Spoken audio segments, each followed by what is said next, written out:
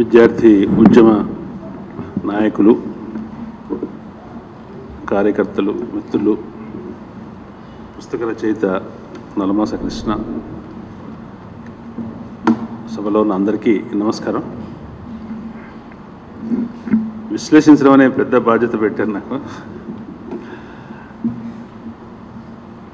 నిజానికి నాకు చాలా ఆనందం కలిగించిన విషయం ఇందాక కృష్ణ చెప్పినట్టుగా, ఈ పుస్తకం చూడంగానే చరిత్ర రచన మొదలైంది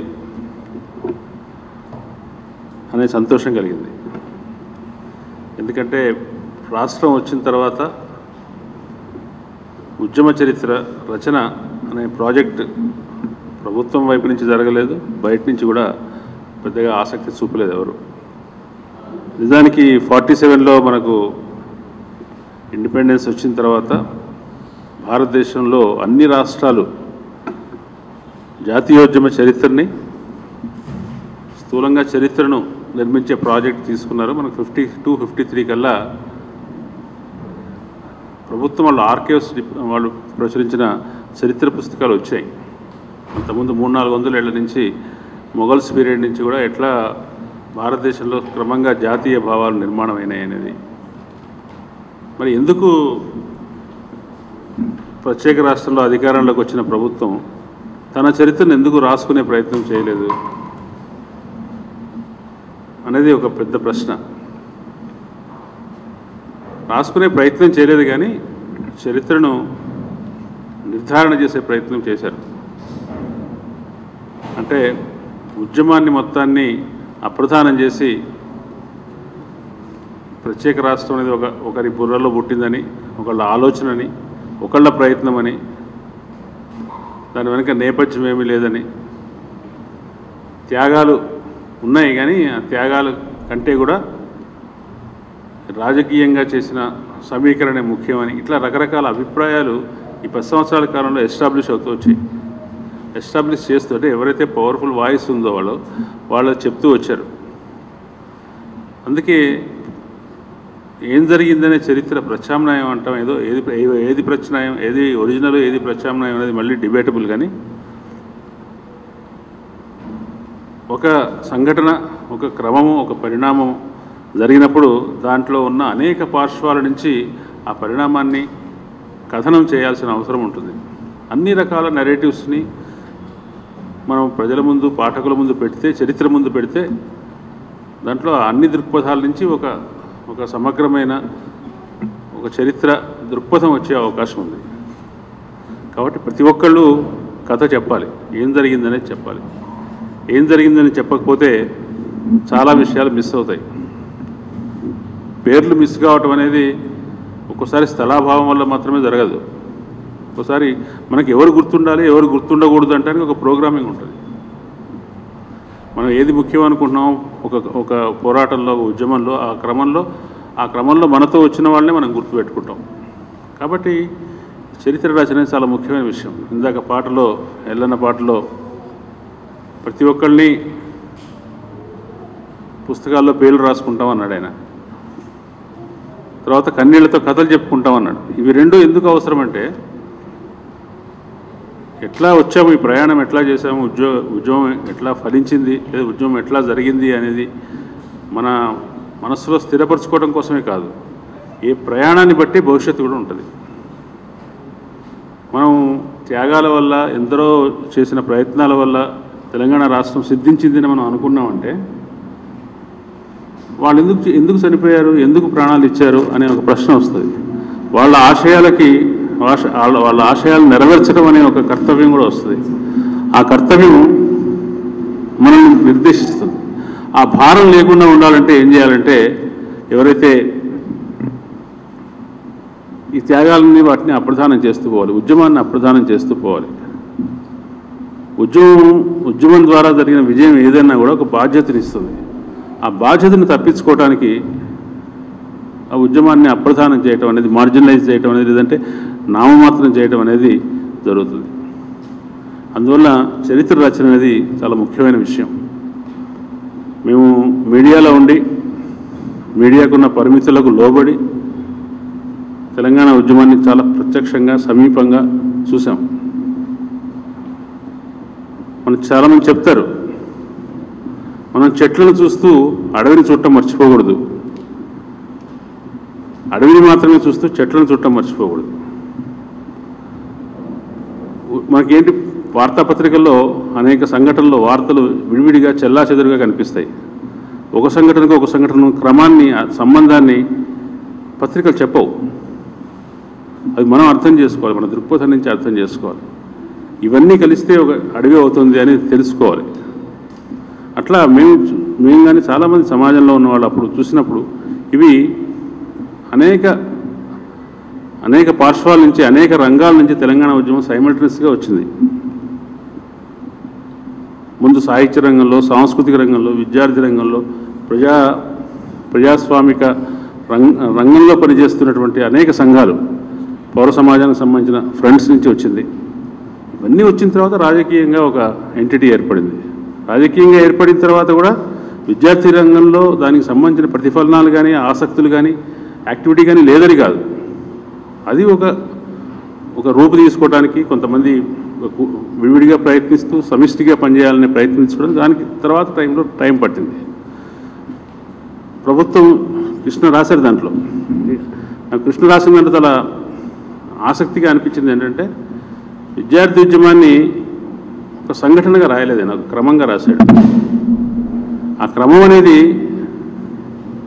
మలిదశ ఉద్యమంలో లేదు. ఆ క్రమానికి మూలం 1960ల నుంచి 70ల నుంచి ప్రగతిశీల ఉద్యమాల నుంచి, రిజర్వేషన్ వ్యతిరేక సామాజిక ఉద్యమాల నుంచి, అనుకూల వ్యతిరేక సామాజిక ఉద్యమాల నుంచి, ఆ క్రమం నుంచి ఎట్లా తెలంగాణకు సంబంధించిన విద్యార్థులు తమ వైఖరిని ఎట్లా తీసుకుంటూ వచ్చారు. ఎవరు ఉస్మానియా యూనివర్సిటీ చదువుకున్న విద్యార్థుల్లో ఎవరు ఏ శిబిరం వైపు వెళ్ళారు, 70ల్లో ఏ శిబిరం వైపు వెళ్ళారు, 80ల్లోకి వచ్చేసరికి విద్యార్థుల కాంపోజిషన్, వాళ్ళ సామాజికమైన మూలాలు ఎట్లా మారుతూ వచ్చాయి, ఎట్లా అట్టడుగు వర్గాలకు సంబంధించిన వాళ్ళు చదువుకోవడం పెరిగిన తర్వాత వాళ్ళ వైఖరులు ఎట్లా ఉన్నాయి. జనచైతన్య సమితి, రిజర్వేషన్ల వ్యతిరేక నవచైతన్య సమితి అనుకుంటా కదా, రిజర్వేషన్ల వ్యతిరేకమైంది. ఇవి రెండు రకాల శిబిరాలు. ఇక్కడ రిప్రజెంటేషన్ ఎవరున్నారు, ఎవరు ఏ వైపు తీసుకున్నారు, వీటికి తెలంగాణ ఉద్యమానికి ఉన్న సంబంధం ఏంటి, ఆ క్రమాన్ని ఈ పుస్తకంలో రాశారు. భారతదేశంలోని విద్యార్థి ఉద్యమాల దగ్గర నుంచి మొదలుపెట్టి తెలంగాణ ఉద్యమంలో విద్యార్థులు జేఏసీ ఏర్పాటు వెనకాల తెలంగాణ ఉద్యమ చరిత్ర కూడా, విద్యార్థి ఉద్యమ చరిత్ర కూడా స్థూలంగా ఇచ్చాడు ఆయన. ఆ స్థూలంగా ఇవ్వటంలో కేవలం అక్కడక్కడ కొన్ని మైలురాళ్లను ప్రస్తావించడం కాకుండా వాటి సామాజిక మూలాలను వివరిస్తూ అన్వయిస్తూ వచ్చారు. అది చాలా ముఖ్యం. చాలా ఆశ్చర్యం కలిగించిన విషయం ఏంటంటే, ఈ యూనివర్సిటీస్లో దానికి మీరు చూసారప్పుడు పబ్లిక్ యూనివర్సిటీస్లోనే మాత్రమే ఉద్యమం జరిగింది. ప్రైవేట్ యూనివర్సిటీస్ అప్పుడు లేవు, కానీ ప్రైవేట్ కళాశాలలో, వృత్తి కళాశాలలో ఎక్కడా కూడా ఉద్యమ వాతావరణం లేదు. కేవలం ప్రభుత్వ కళాశాలలో, ప్రభుత్వ యూనివర్సిటీస్లో మాత్రమే ఈ ఉద్యమ చైతన్యం ఉంది. ఇక్కడ ఎక్కువ మంది సామాజికంగా, ఆర్థికంగా చాలా అట్టడుగున డిప్రైవ్డ్ సెక్షన్స్ నుంచి వచ్చిన వాళ్ళు. ఈ డిప్రైవ్డ్ సెక్షన్ నుంచి వచ్చిన వాళ్ళు తెలంగాణ ఉద్యమంలో ఏం చూశారు, వాళ్ళు ఐడెంటిఫై అయిన ఆకాంక్ష ఏమిటి అనేది చాలా ఆసక్తికరమైన విషయం.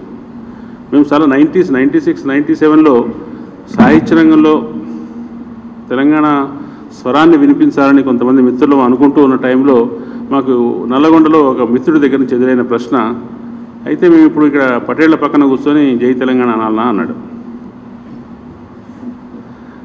అన్న తర్వాత మీకు తెలుసు గద్దర్ ఏమన్నారు మొదట్లో, అంటే భూమి కావాలి అనే డిమాండ్ పక్కన పెట్టి భూమి ఉన్నోళ్ళకి నీళ్లు కావాలనే డిమాండ్కి రావాలనా అన్నాడు. అంటే ఈ ప్రశ్నలు తెలంగాణ ఉద్యమం చాలా చైతన్యవంతంగా వేసుకున్నది. తెలంగాణ ఉద్యమంలో మున్ముందు ఈ సకల సమాజానికి సంబంధించిన ఉద్యమంగా ఇది పరిణమించడానికి ముందు అంతర్గతంగా తను అనేక ప్రశ్నలు వేసుకున్నది. ఇది ఎవరికి అంతిమంగా లాభం చెందుతుంది, ఇవాళ మనం భూస్వాముల పట్ల భూములున్న వాళ్లకు అనుకూలంగా వాళ్ళ అవసరాల కోసం, వాళ్ళ గ్రీవెన్సెస్ కోసం మనం ఫైట్ చేయాలన్నా, ఇవాళ మనం నిన్నటిదాకా మరి సామాజికంగా మనల్ని అణిచివేస్తున్నాడు అన్నాడు, వాడితో కలిసి మనం ఒక ఉద్యమ లక్ష్యాన్ని షేర్ చేసుకోగలమా, ఇటువంటి ప్రశ్నలన్నీ వచ్చినాయి. ఈ ప్రశ్నల్ని తెలంగాణ ఉద్యమం తన అంతర్గతంగా చర్చించుకొని ఒక సమాధానం తీసుకున్నది. చాలా చోట్ల మహబూబ్నగర్ లాంటి జిల్లా చోట మేము కనీసం మాకు భూమి ఇవ్వకపోతే మాకు నీళ్ళు అవసరం లేదు, కానీ భూమి ఉన్న వాళ్ళకి నీళ్ళు ఇవ్వండి, మాకు ఇక్కడ పని దొరుకుతుంది అన్నారు. అంటే మన ప్రయోజనాలు, భూమి లేని వాళ్ళ ప్రయోజనాలు కూడా ఉద్యమంలో ఎట్లా ఉంటాయి అనేది క్రమంగా పరిమితంగానైనా తెలుసుకోవటం మొదలైంది. తెలుసుకొని ఇది కేవలం కొంతమంది కూడగట్టుకొని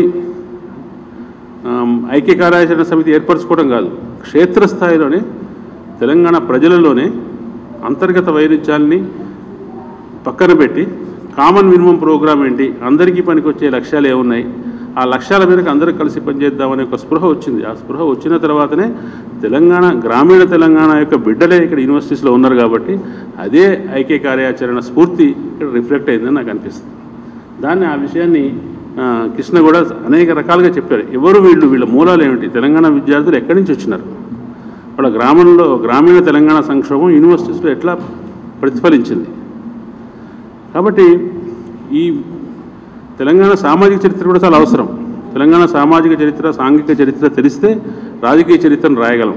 ఎట్లా మొట్టమొదటిసారిగా తెలంగాణ ఉద్యమంలో తెలంగాణకు సంబంధించిన మెజారిటీ ప్రజలు భ్రమలతో అనుకోండి, ఇష్టాలతో అనుకోండి, ఆకాంక్షలతో అనుకోండి, కలిసి పనిచేసిన సందర్భం తెలంగాణ ఉద్యమం. అది ఆ విధంగా దానికి చరిత్రలో గొప్ప స్థానం ఉంటుంది.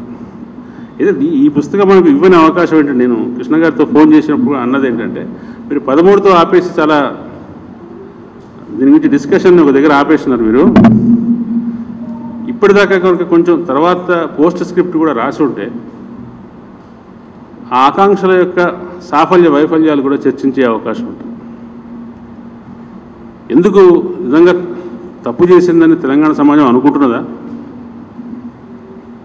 తప్పు చేసిందని మనసులో తెలంగాణ సమాజం పశ్చాత్తాపడి ఉద్యమంతో అంతగా సంబంధం లేని పార్టీకి, ఉద్యమంతో ప్రత్యక్ష భాగస్వామ్యం లేని నాయకుడికి తెలంగాణను అప్పచెప్పిందా?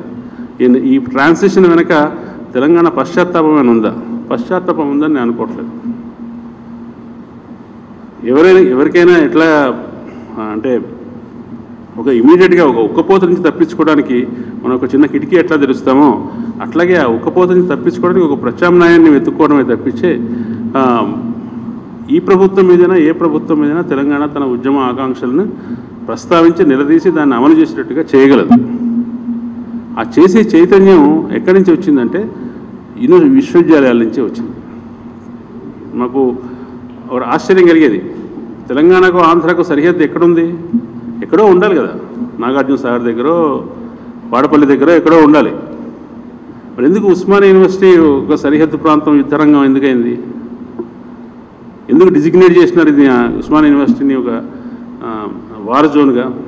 ఇక్కడ మాత్రమే ప్రభుత్వానికి, అంటే ఆంధ్ర ప్రాంత ఆధిపత్య ప్రభుత్వానికి తెలంగాణ ప్రాంత ఆకాంక్షలకు మధ్యలో యుద్ధరంగంగా తెలంగాణ వాళ్ళు డిజిగ్నేట్ చేశారా? తెలంగాణ తను తాను డిజిగ్నేట్ చేసుకుందంటే విద్యార్థులు వాళ్ళ రణరంగాన్ని వాళ్ళు ఎంచుకున్నారు. ఇక్కడి నుంచి నిలబడే, ప్రధానంగా ఇక్కడి నుంచి నిలబడే, అప్పుడప్పుడు పంజాగుట్ట చౌరస్తాలో కొన్ని యాక్షన్స్ చేసి ఉండొచ్చు, అసెంబ్లీ మీద ముట్టడికి వెళ్ళి ఉండవచ్చు, కానీ ప్రధాన ఉద్యమ స్థావరంగా తెలంగాణ ఉస్మానియా విశ్వవిద్యాలయం అనేది రూపొందటం వెనక ఇది ప్రధానంగా మానవీయ శాస్త్రాల విద్యార్థుల కేంద్రం, ప్రధానంగా తెలంగాణ గురించి ఆలోచించే ఈ భూమిపుత్రుల కేంద్రం కాబట్టి అది చేయగలిగింది. ఆ కనెక్షన్ని తెలంగాణ గ్రామానికి, తెలంగాణ భూమిపుత్రులకి, ఉద్యమకారులకు ఉండే సంబంధాన్ని చాలా ప్రతిభావంతంగా ఈ పుస్తకం చెప్పిందని నేను అనుకుంటున్నాను.